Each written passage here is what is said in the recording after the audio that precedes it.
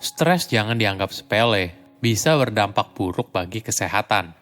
Halo semuanya, nama saya Michael, selamat datang di channel saya, Sikutu Buku.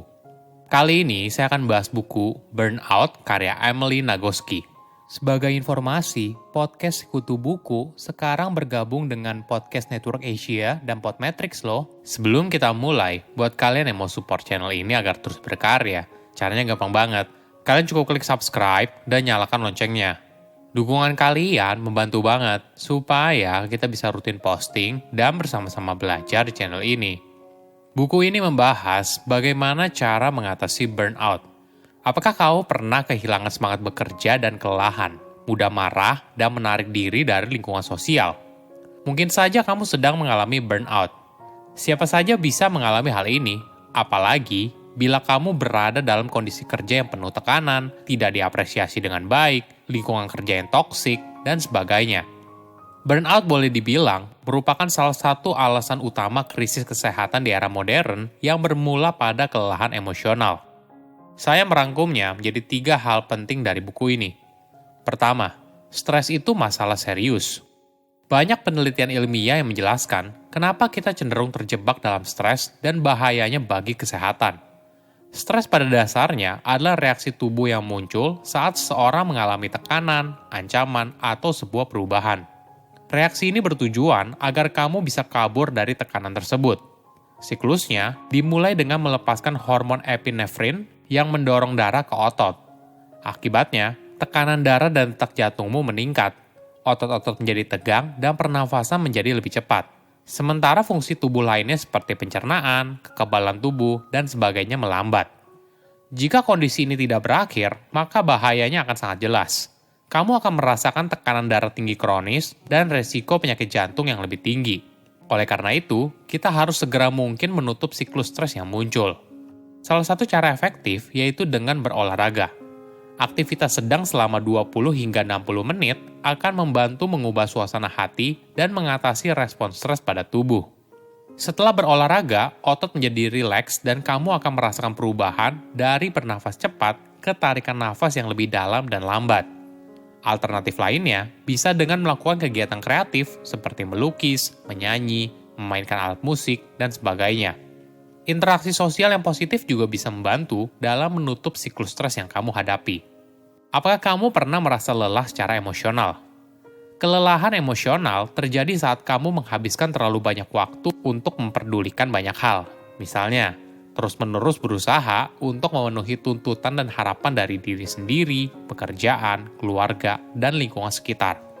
Ini merupakan komponen pertama dari 3 komponen yang dijelaskan oleh psikolog Herbert Freudenberger pada tahun 1975 soal burnout.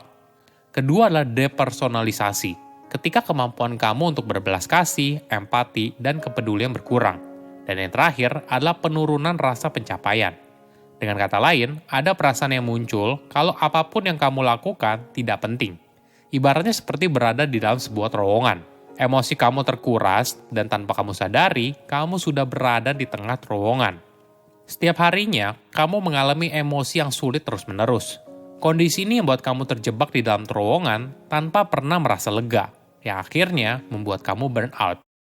Kedua, cara mengatasi burnout. Bagaimana cara kita menghadapi stres? Sebelumnya, kita harus tahu dulu perbedaan antara stres dan stresor, faktor dalam kehidupan manusia yang mengakibatkan terjadinya stres. Misalnya kamu bekerja dalam deadline yang ketat. Perlu kamu ketahui apa yang bisa kamu kontrol atau tidak.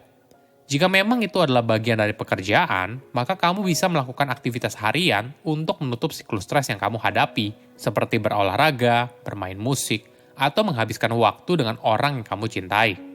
Kamu juga bisa mengelola faktor stres yang tidak bisa kamu kendalikan dengan positive reappraisal atau penilaian ulang yang positif. Ini adalah cara kamu melihat situasi yang sulit dari sisi lain dan menemukan peluang yang positif. Namun perlu diingat, latihan ini harus melihat sebuah kejadian dengan fakta yang sebenarnya. Bagaimana dengan faktor stres yang bisa kamu kendalikan? Coba kamu menganalisa situasi apa yang membuat frustasi dan menemukan cara untuk menyelesaikannya atau menguranginya. Ibaratnya kamu menggunakan GPS untuk mencari rute terbaik, mencegah terjebak dalam kemacetan. Ada informasi yang menarik. Istirahat yang efektif juga merupakan salah satu kunci untuk mengatasi burnout. Mungkin kamu sering dengar istilah, "What doesn't kill you, make you stronger." Yang artinya, apa yang tidak membunuhmu akan membuatmu lebih kuat. Ini merupakan istilah yang ketinggalan zaman dan yang membuat kamu kerja hingga kelelahan. Ada perbedaan tipis antara bekerja keras dan overwork. Perlu dipahami, overwork itu tidak baik dan berdampak pada kondisi kesehatan yang buruk hingga akhirnya mengurangi efisiensi dan produktivitas di tempat kerja. Jadi, alih-alih terus memaksakan diri melampaui apa yang diharapkan, terkadang kita harus beristirahat untuk memulihkan diri dari kelelahan yang menumpuk. Misalnya, kamu bisa tidur yang cukup atau mungkin mengambil istirahat secara konsisten di antara waktu bekerja. Jangan menganggap kalau istirahat adalah hal tabu dalam bekerja.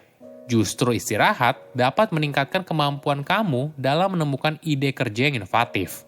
Otak kamu akan lebih aktif saat beristirahat, sehingga lebih siap dalam memikirkan solusi. Mungkin solusi yang awalnya tidak muncul saat bekerja, tapi bisa tiba-tiba saja muncul saat kamu beristirahat. Ketiga, hidup itu tidak bisa sendirian. Kita pasti sering dengar istilah self-made millionaire, orang yang mampu menciptakan kekayaannya sendiri.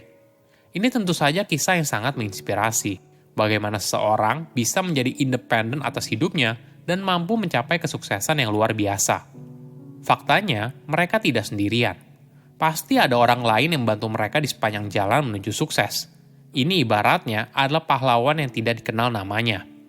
Saat masih bayi dan anak-anak, kita pasti bergantung pada orang lain.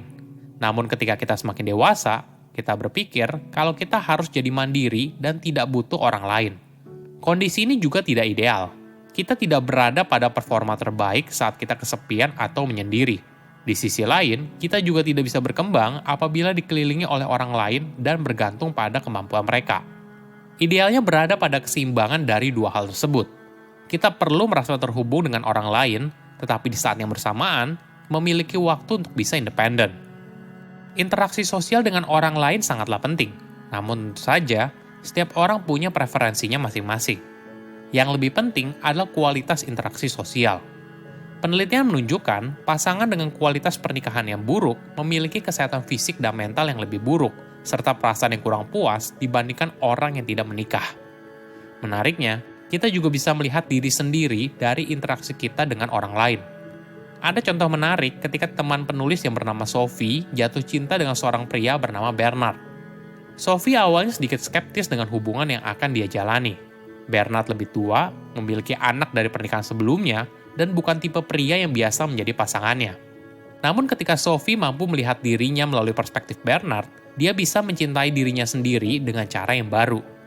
Terkadang, kamu butuh teman atau pasangan untuk menemukan kasih sayang dan cinta terhadap diri sendiri. Bekerja tanpa henti tidak akan buat kamu produktif. Berhentilah sejenak dan ambil istirahat yang cukup, maka kamu akan lebih produktif. Silakan komen di kolom komentar pelajaran apa yang kalian dapat ketika baca buku ini. Selain itu, komen juga mau buku apa lagi yang saya review di video berikutnya. Saya undur diri, jangan lupa subscribe channel YouTube Sikutu Buku. Bye-bye.